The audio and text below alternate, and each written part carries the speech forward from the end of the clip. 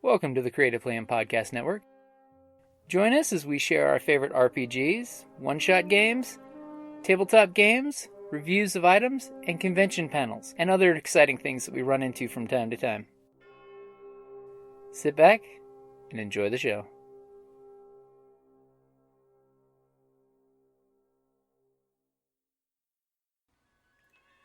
Hi, this is Kelly, aka Trixie from Ragnarok and Roll, a Scion to Ragnarok story, and Tilda Wimblewick from D&D Journey of the 5th Edition. First off, I would just like to say thank you to everyone for listening to our varied adventures, as well as for rating us on iTunes and RPGpodcast.com. If you haven't rated us yet, we would greatly appreciate it if you could. And if you're looking for more ways to support our efforts, we are now on Patreon, a great site where you can help us continue making more podcasts, as well as some special surprises for our patrons. If you can, please look us up at www.patreon.com/cppn. Every little bit helps. And again, thank you for listening. Hey guys, welcome back. Jim here with RPGADAY2018, August the 14th. Describe a failure that became amazing. So I'm going to have to go with one that you've probably heard on the show before, because, we've talked about this one many times.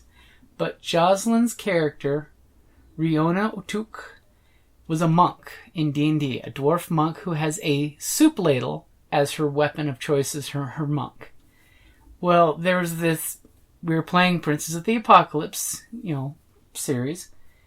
They were in the tower with the Air Knights, and they realized that the commandant of this facility was actually a bad guy. Well, let's just put it this way. The priest was the only one who took the insight check and realized that the commandant was an evil bastard when everyone else liked him. She put her knife to his throat. She retracted the blade enough that he could cast Mistwalker. He teleported out the window.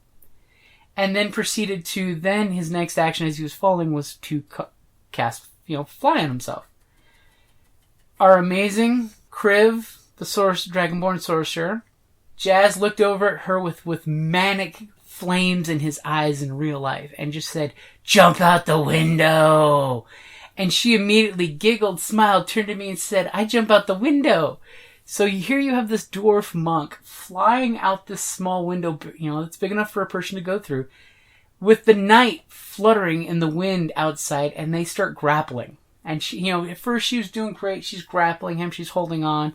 And then all of a sudden, she botches the grapple check, floating 800 feet over a crevasse that the tower was adjacent to. And all of a sudden, she just loses her grip and starts to free fall. And the whole time, the group's panicking while they're still attacking him out the window with ranged attacks. And they realize that he's actually fluttering diagonally to a safe ledge, where basically it was the exit of their mounted rookery. And the whole time, the group's shooting at him and trying to go along with, catching up to him. They realize that Riona is just falling and falling and falling, because she has 800 feet to fall, so it's going to be horrible, but it's going to take some time. And of course, she failed the grapple check, but then thank God, as we're sitting there, we actually took a moment to look at her character sheet. We paused the adventure during the whole panic attack of, oh God, we're going to lose Riona. Nobody can bring her back to life if she's a mist. And we looked at her character sheet, and we basically took a moment, and, as I suggested, think like Jackie Chan. You're a monk, Pulp Fiction, Pulp Heroes. What cool things can you do? And Riona realized in a moment of pure Jackie Chan inspired awesomeness that she whipped out her pack and started going through her pack and pulled out her rope. And then grabbed her ladle, and then tied the rope onto the ladle. And then as she's continuing falling, swirls the ladle on the rope and throws it at one of the spikes of earth that's jutting out and misses the first time. Wasn't a failure, but missed. And then all of a sudden she twirl, and threw it again when she was down to only about 100 feet left to go. And her grapple check was a natural 20. So her ladle wrapped around there, and then she did this cool monk thing where she runs around in a spiral, holding onto her rope, running sideways on this giant pointed stalagmite, just jutting straight up out of the ground, and she ran her way down it, slowing her momentum down with her 200 feet of silk rope and her ladle, and then finally came to a perfect stop at the bottom and then retrieved her ladle.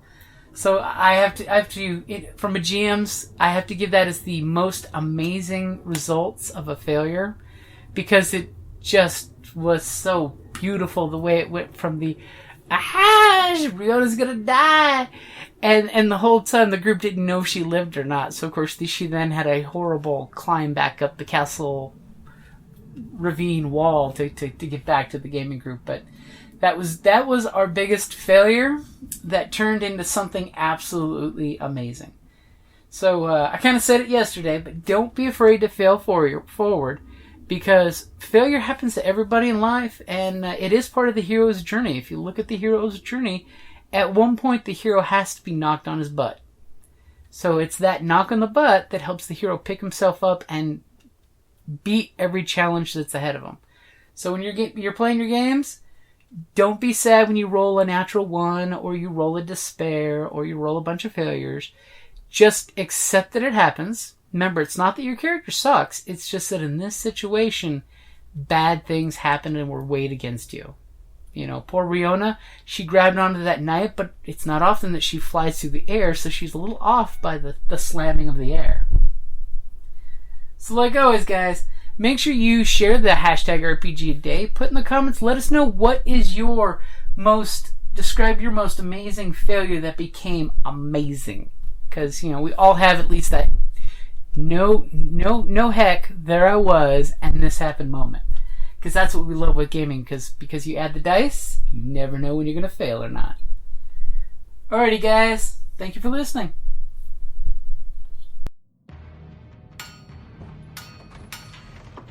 Down in the depths of the mountain, we dwarves spend our time forging powerful weapons, mining precious gems and metals, and feasting like kings.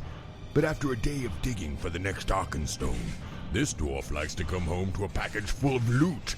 Dungeon Crate is a monthly subscription box service forged specifically for RPG and tabletop gamers. Miniatures, dice, tokens, coins, maps, modules, terrain pieces, handcrafted items, RPG jewelry, and more are yours for only a few gold per month. You even get a digital crate along with a physical one as an added bonus. So are you brave enough to reward yourself with a Dungeon Crate? By Morden's beard, I hope so. DungeonCrate.com. Let the adventure begin.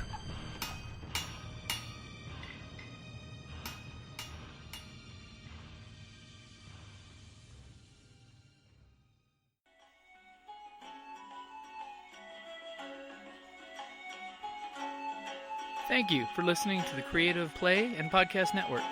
And feel free to enjoy our other shows, such as D&D Journey of the 5th Edition, and Scion Ragnarok and Roll, a Scion hero to Ragnarok story.